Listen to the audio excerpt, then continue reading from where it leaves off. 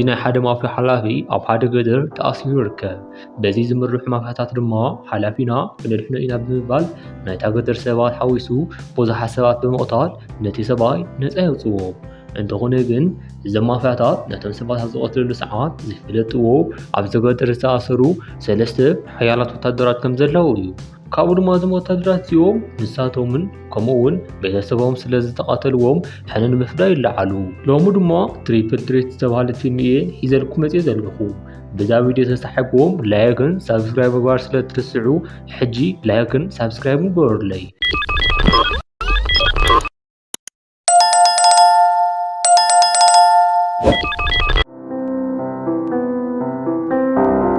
እቲ ፊልም ዝጅምር ሽን ዝተባህለ ሰበይቲ ብምርኣይ እዩ። እዛ ሰበይቲ ኣብዚ ሕጂ ሰዓት ማያ ኣብ ዝበሃል ከተማ ውሽጢ ቻይናውያን ግፍዒ እንዳበፅሖም ስለ ዝኾነ ንዓኣቶም ድምፂ ንክትኾን ናብኡ ትኸይድ። ሽን ኣብ ማያ ከተማ ዝበፅሐትሉ ሰዓት ሰባት ክቐትልዋ ስለ ዝኽእሉ ካብ ቻይና ኤምባሲ ብዙሓት ጋርድታት ይለኣኸላ። በዛ ሰበይቲ ምክንያት ድማ ቻይናውያን ምቕታሎም ደው ክብል እዩ ተባሂሉ ብዙሓት ቻይናውያን ተስፋ ገይሮምሉ እዮም። ፊልምና ድማ ነዚ ምሳረየትና ኣብዚ ከባቢ ናብ ዝርከብ ናብ ሓደ ጫካ ትወስደና። ኣብዚ ጫካ ድማ ፓዩ ዝተባህለ ናይ ቀደም ናይ ታይላንድ ፍሉይ ወታደርን ሎንግ ፌ ዝተባህለ ካብ ቻይና ዝመፀ ፍሉይ ሓይሊ ይርከቡ። እዞም ሰባት ኣብ ናይ ቀደም ሂወቶም ወታደራት ዝነበሩ እንትኾኑ ሕጂ ግን ንፍሉይ ተልእኾ ካብ መንግስቲ ወፃኢ ዝኾነ ጉጅለ እዮም ዝርከቡ። ነዞም ጉጅለ ድማ ዝመርሖምን ትእዛዝ ዝህቦምን ኮሊንስ ዝተባህለ ሰብ እንትኸውን ሕጂ ግን ኮሊንስ ኣብ ገጠር ተኣሲሩ ስለ ዝርከብ ንዑ ንምድሓን መፅኦም እዮም። ኮሊንስ ማለት ቻይናውያን ሓዊሱ ንብዙሓት ዝቐትልን ናይ ገብራራ ዓዲ ስራሕ ዝሰርሕ ሓያል ሰብ እዩ። ካብኡ ድማ ናይ ኮሊንስ ወታደራት ድማ ብናቱ ትእዛዝ መሰረት ንዑ ንምድሓን ናብዚ ዝመፁ እንትኾኑ ኣብ ልዕሊ ናይታ ገጠር ነበርቲ ድማ ተኽሲ ይኸፍቱ። ኣብዚ ገጠር ዝርከብ ድማ ጃካ ዝተባህለ ሰብ በቲ ናይ ተኽሲ ድምፂ ደንጊፁ ካብ ዱቃሱ ይነቅሕ። ብዘሕዝን ኩነታት ግን ጃካ ምስ ተስእ ናይታ ገጠር ሰባት ሓዊሱ ሰበይቲ እውን በዞም ሰባት ምቕታላ ይርኢ። ናብ ደገ ድማ እንትወፅእ ንፓዮ ዝረኸቦ እንትኸውን ምስኡ ድማ ክበኣስ ይጅምር።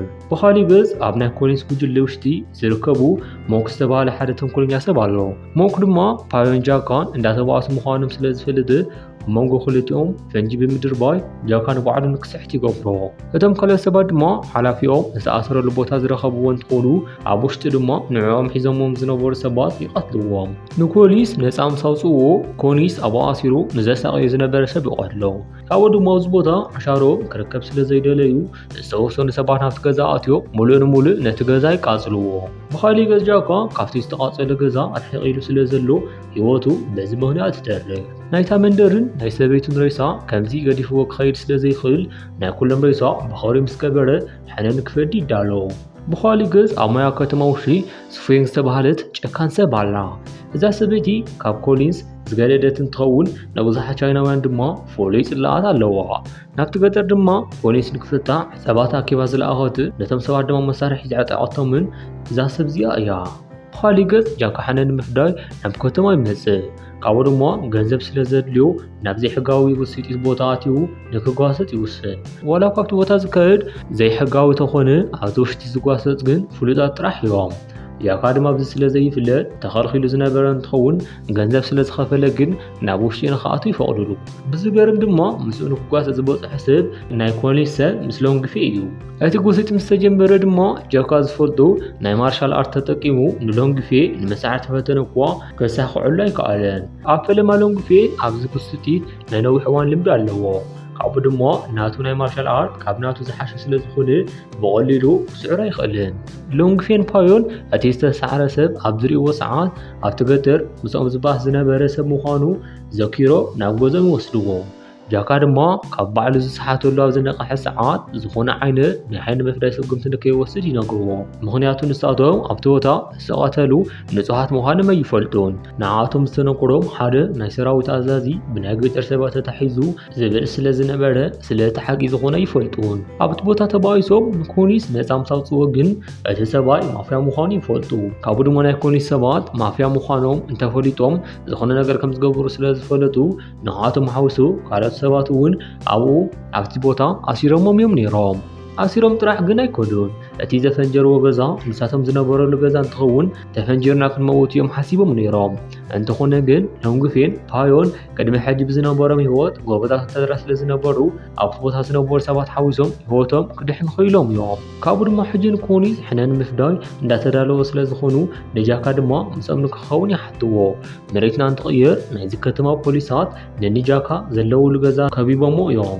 ኣብዚ ሕጂ ሰዓት ፖሊሳት ዝደለይዎም ንፓዮን ሎንግፌን እዩ።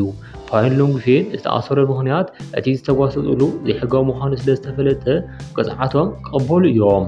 ካብኡ ድማ ክልቲኦም ተታሒዞም ናብ መደበር ፖሊስ ይወስድዎም። ብኻሊእ ገጽ ካብ ኮንስ ዝገደደት ስፌንክስ ዝተባሃለ ሰበይቲ ሓደ ናይ ዕንወት ዕላማ ተውፅእ። ዕላማ ድማ ንቻውያን ድምፂ ንምዃን እትንቀሳቐስ ዘላ ሺን ካብ ጋዜጠኛት ቃለ መሕትት ወዲኣ እንትወፅእ ምቕታል እዩ። ነዚ ምሽት ድማ ዝተመረፁ ባዕሎም ንኒኮሊስ እንትኾኑ እታ ሰበይቲ ኢንተርቪው ወዲኣ እንትወፅእ መልክዓት ክፍፅሙላ ይጅመሩ። ብኻሊእ ገጽ ሺን ምስ ሓንቲ ማዳም ሊ ዝተባሃለት ጎበዝ ጋርዲ ምስኣ ስለ ዘላ ብዙሓት ጋርድታት ኣይፀወዐትን። ናይ ቻይና ኤምባሲ ድማ ንማዳም ሊ ዝመደበላ ቀልጠፍትን ንዝኾነ እኹልቲ ምዃና ነጊሮማ ነይሮም እዮም።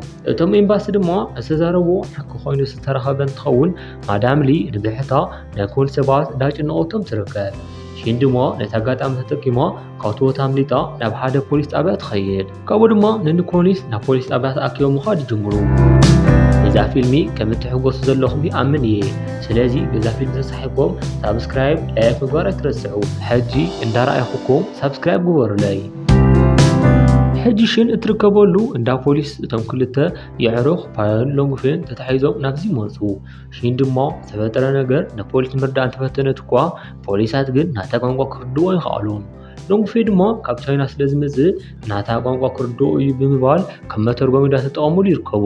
ብኻሊእ ገጽ ፓዮ ድማ ብፖሊሳት ተታሒዙ ቃሉ እንዳሃበ ይርከብ። ካብኡ ድማ ነገራት ናብ ሕማቕ ምኻድ ጀመሩ። ካብዚ ንድሓር እዩ ንኒኮሊስ ነቲ እንዳ ፖሊስ ኣጻርዮም ዝፈለጥዎ እንትኾኑ ብቐጥታ ድማ ናብቲ ፖሊስ መደበር ኣትዮም ፖሊሳት ምቕታል ይጅምሩ። ኣብ ፈለማ እዞም ሰባት ዝመፁ ንፓዮን ሎንግፌን ምድሓን እዩ መሲልዎም ነይሩ። ፓዮን ሎንግፌን ድማ እቶም ሰባት ይትረፍ ከድሕንዎም እንተረኺቦሞም እውን ከም ዝቐትልዎም ስለ ዝፈልጡ ምስኦም ክበኣሱ ይጅምሩ። ካብኡ ድማ ፓዮ ምስ ስታይለር ዝተባሃለ ክበኣስ ይጅምር። ስታይለር እንትርአ ዕድሙ ዝኸደ ይመስል እምበር ንዑ ክስዕሮ ቀሊል ኣይኮነን። ነዚ ዝተረድእ ጃካ ድማ ነቲ ሰብኣይ ብጥይት ኣዳኺሙ ፓዮ ብናቱ ኢድ ንኽቐትሎ ዕድል ይፈጥረሉ። ካብኡ ድማ ጃካ ኣብዚ ዘሎ ነገር ኣነ ክዋፀ እየ ነታ ሰበይቲ ሒዝኩም ኪዱ ብምባል ሰለስቲኦም ሰባት ተታሒዞም ንኸምልጡ ይነግሮም። እንተኾነ ግን ንኒፓዮ ቅድሚ ምምላጦም ጆሊ ዝተባሃለ ሓደ ናይ ፖሊስ ሰብ ይረኽቦም። ንጆሊ ምስዓር ከም ስታይለር ከቢድ ኣይኮነምን። ነቲ ሰብኣይ ብቐሊሉ ብምርታዕ ንሺን ሒዞማ ካብዚ ህንፃ ከምልጡ ይኽእሉ። ብኻሊእ ገጽ ኮኒስ ክልቲኦም ንሺን ሒዞማ እንተምልጡ ክሪኦም ክኢሉ እዩ። ሰባት ድማ ብምእካብ ቀጢፎም ንዖም ክከታተልዎም ይጅምሩ። ብኻሊእ ገጽ ናይ ቻይና ኣምባሳደር ድማ ሺን ከም ዝተሓገተት ሰሚዕ እዩ። ምናልባት ድማ ንኒፓዮ ሕለኛታት እንተኾይኖም እዚ ኣምባሳደር ተወሳኺ ወታደር ክልእኾሎም ይኽእል እዩ። ኣብ ሰዓት ድማ ፓዮ ሎንግፌን ሺንን ኣብ ሓደ ማእኸል ዕዳጋ እንዳወዩ ይርከቡ። ንኒኮሊስ ድማ ኣብ ቀረበኦም ዝርከብ እንትኾኑ ኮኒስ ካብ ሶፊንግ ናይ ድምፂ መልእኽቲ ይበፅሖ። መልእኽቲ ድማ ነዛ ሺን ዝተባሃለ ሰበይቲ ብዘይ ምቕታል ምኽንያት ከም ዝሓረቐት ዘርኢ እዩ። ኣብ ዝተወሰኑ ሰዓታት ድማ ነዛ ሰበይቲ ቀቲልዋ ዘይመፅእ እንተኾይኑ ንዕውን ከም እትቐትሎ ትነግሮ። ብኻሊእ ገጽ ኮኒስ ሓያል ሰብ ምዃና ስለ ዝፈልጡ ንክደልይዋ ወፂኦም እዮም። ካብቶም ክደልይዋ ወፂኦም ዝነበሩ ፖሊሳት ድማ እቲ ሓደ ንከኣስሮ ኣብ ዝበለ ሰዓት ጃካ መፂኡ ነቲ ፖሊስ ደው የብሎ። ኮኒስ ድማ ብነብሱ ኣዝዩ ተጠራጠረ ስለ ዝኾነ ንጃካ ንምንታይ ከም ዘድሕኖ ይሓቶ። ኣብ ሰዓት ድማ ጃካ እዛ ከተማ ኣዝየ እየ ዝፈልጣ ንስኻ እውን ህበብ ስለ ዝኾንካ እየ ሓጊዘካ ካብኡ ድማ ምሳኻ ክሰርሕ ይደሊ እየ ብምባል ብብልሒ ንኒኮሊስ ይሓውሶም። እዚ ከምዚ ኢሉ እንዳሃለወ ፓዮ ሎንግፌን ሺንን መርከብ ተጠቂሞም ኣብታ ከተማ ጫፍ እንዳበፅሑ ይርከቡ። ብዘሕዝን ኩነታት ግን ናቶም ሕድሕድ ምንቅስቓስ ኣብ ኢድ ኮኒስ ዝርከብ እንትኸውን ኩሉ ሓበሬቶም ድማ ረኺቡ እዩ። ብኻሊእ ገጽ ተመሳሲሉ ዝኣተወ ጃካ እውን ስለ ናቶም ሓበሬታ እንዳረኸበ እንትኸውን ናይ ሰበይቲ እውን ናይቲ መንደር ቀታሊ ዝኾነ ሕነን ምፍዳይ ድማ ኣጋጣሚ እንዳተፅበየ ይርከብ። ምርኢትና እንትቕይር ንኒኮሊስን ንሺንን ዘለውሉ መኪና ተነጊርዎም ንዖም ክከታተልዎም ይጀምሩ። ፓዮን ሎንግፌንን ሺንን ካብኦም ኣምሊጦም ናብ ሓደ ገዛ ዝኣተውሉ ሰዓት ንጃካ ይረኽብዎ። ጃካ ድማ ንክረጋግዑ ምስ ነገሮም ኣብዚ ገዛ ኣብ ሓደ ቦታ ንክሕቡ ይነግሮም። ካብኡ ድማ ናይ ኮኒስ ሰባት መፂኦም እንትሓትዎ ዝኾነ ዝኾነ ሰብ ከም ዘይረኣይ ይናገር። ዋላ እኳ ጃክ ልቡ ከም ዝተሰበረ ሰብ ምስሊ ንኮን ዝተኸደ ኣብ ሕድሕድ ምንቅስቓሳቱ ዝሞተት ሰበይቱ ከምኡውን ዝሞት ናይቲ መንደር ሰባት እንዳዘከሮም እዩ። ሕጂ እውን ንዓዶም ሕነ ክፈዲ ኣጋጣሚ ይፅበ ዘሎ። ብኻሊእ ገጽ ንኒኮሊስ ኣምሊጦምና ብምባል ናብ መንበሪኦም ይምለሱ። ኣብ ሰዓት ማፓዩ ብቪድዮ ኮል ናብኦም ዝደወለ እንትኸውን $1,000 ሺን ምስኦም ንምቅያር ይሰማማዕ። ኣብ ሰዓት ድማ ኮሊስ ነታ ሰበይቲ ተዘይሒዝዋ ሱፌንግ ስለ እትቆትሎ ብዝበሎ ገንዘብ ንምቅያር ይሰማማዕ። ጃካ ድማ ብወገኑ ነዞም ሰባት ሕነ ዝበልየሉ ሰዓት ከም ዝበፅሕ ይፈልጥ። ኮሊስ ካብ ዝቀያየረሉ መዓልቲ ቀዲሙ ሰባቱ ኣብቲ ኣዳራሽ ሓቦም። ምናልባት እዞም ኣሕዋት ፀገም ዝፈጥሩ ተኮይኖም ኣብዚ ንክቐትልዎም እዮም ሓሲቦም። ብኻሊእ ገጽ ፓዩን ሎንግፊንን ናይ ባዕሎም ዒላማ ዘለዎም እንትኸውን ንሎንግፌ በቲ ናይ ላዕሊ በሪ ክኣቱ ብምግባር ፓዩ ድማ ብቅድሚት ይኣቱ። ናይ ኮሊስ ሰባት ድማ ብወገኖም ክጥቅዕናዮም ኢሎም ስለዘይሓሰቡ ብዘይተዳለወሉ ኩነታት ምሟት ይጅምሩ። ድሕሪ እቲ ግጥም ድማ ሎንግፌ ንሺን ብምሓዝ ኣብ ቅድሚ ኮሊስ ይቐርብ። ኮሊስ ድማ ብገንዘብ ዝተመልአ ቦርሳ ብምቕማጥ ሺን ናብውን ክመፅእ ይፅውዓ። እንተኾነ ግን ናይ ሎንግፌ ዒላማ ሺን ኣሕሊፍካ ምሃብ ኣይኮነን። ፓዩ ብድሕሪት ምስ ኣተወ ዝበዝሑ ናይ ኮሊስ ሰባት ምቕታል ሕጂ ናብ ንሳቶም ዘለውሉ ቦታ ይበፅሕ። ፓዩ ድማ ተኹስ ኣብ ዝኸፈተሉ ሰዓት ሎንግፌን ሺንን ነቲ ኣጋጣሚ ብምጥቃም ካብቶም ሰባት ከምልጡ ይኽእሉ። ብኻሊእ ገጽ ጃካ ድማ ሕነ ክፈዲ ዘለኒ ሕጂ ብምባል ምስ ናይ ኮሊስ ሰባት ክበኣስ ይጅምር። ብኻሊእ ገጽ ሎንግፌን ጆይን እንዳተባኣሱ እንትኾኑ ሎንግፌ ሓያሎ ቁዒት ኣብ ገጹ ብምውቃዕ ጆይ ባዕሉ ክስሕት ይገብሮ። ካብኡ ድማ ንብሕቱ ምስኣር ዝኸበዶ ናብ ጃካ ብምዃድ ክልቲኦም ኮይኖም ክመውት ይገብርዎ። ሕጂ ዝቐሪኦም ኮሊስ እንትኸውን ንኮሊስ ምስዓር ድማ ከም ዝሓሰብዎ ቀሊል ኣይኮነን። ኣብ ፈለማ ፓዩ ምስ ኮሊስ ኢድ ብኢድ ንብሕቱ እንዳተባኣሰ እዩ ነይሩ።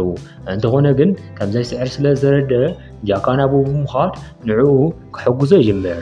እንተኾነ ግን ክልተ ሰባት እውን ንኮሊስ ደው ከብልዎ ይኽኣሉን። ኮሊስ በቐሊሉ ንፓዩን ንጃካን ክስዕሮም ይኽእል። ካብኡ ድማ ኮሊስ ንብሕታ ዘላ ኒሽን ንምቕታል ናብ ንሳ ዘላትሉ ይኸይድ። ናብኣ ኣብ ዝተኮሰ ሰዓት እቶም ጥይት ቅድሚ ናብኡ ምብፅሖም ሎንግፌ ንበዓል መስዋእት ብምግባር ንዓ የድሕና። ኣብ ሰዓት ድማ ፓዩ ካብ ዝወደቐሉ ተሲኡ ብምምፃእ ደጊሙ ንክበኣስ ንኮሊስ ይዕድሞ። ኮሊስ ድማ ተሰማሚዑ ኣብ ዝተባኣሰ ሰዓት ፓዩ ብክልተ ካራ ልቢ ብምውጋእ ሂወቱ ንክሓልፍ ይገብሮ። ብኻሊእ ገጽ ጆይ ባዕሉ ካብ ዝተሓተሉ ተሲኡ ይመጽእ። ንፓዩ ድማ ቅድሚ ምቕታሉ ሺን ደጋጊሞ ናብኡ ብምትጓዝ ሂወቱ ንክሰም ትገብሮ። ኣብ ናይ መጨረሻ ምርኢትና ድማ ናይ ቻይና ኤምባሲ ብዙሓት ፖሊሳት ናብቲ ቦታ ይልእኽ። ናይ ቻይና ኤምባሲ ዝተኣማምነላ ጋርዲ ማርያም ልሕጂ እውን ድህወት ዘላ እንትኸውን ሎንግፌ ድማ ኢዱ ካብ ምውቃዕ ሓሊፉ ካሊእ ጉድኣት ኣይበፅሖን። ነገራት ኩሉ እተቀናብር ዝነበረ ስምግፌ ድማ ኣብ ኢድ ፖሊሳት ተኣቱ። ፊልምና ድማ ነዚ ምሳራየት ኣብዚ ትውዳእ። ነዛ ቪድዮ ላይክ ግበርዋ። ከምዚኦም ዝበሉ ፅቡቃት ፊልሚ ክትሪኡ እንተደሊኩም ድማ ነዛ ቻናል ሳብስክራይብ ምግባር ክትከታተሉና ትኽእሉ ኢኹም።